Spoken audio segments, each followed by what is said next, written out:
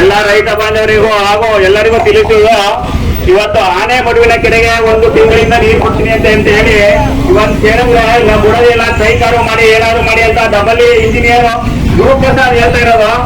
ಆ ಮಹೇಶ್ ಎಡಬಲಿ ಹಾಗೂ ಡಬಲ್ ಗುರುಪ್ರಸಾದ್ ಇಬ್ಬರು ರಸ್ತೆ ಚಳವಳಿಗೆ ಭಾಗವಹಿಸಬೇಕು.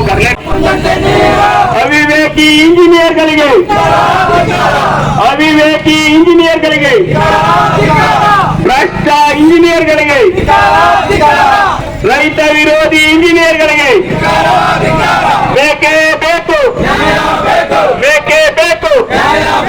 ಕಾನೂನಂತೆ ಕಾನೂನು,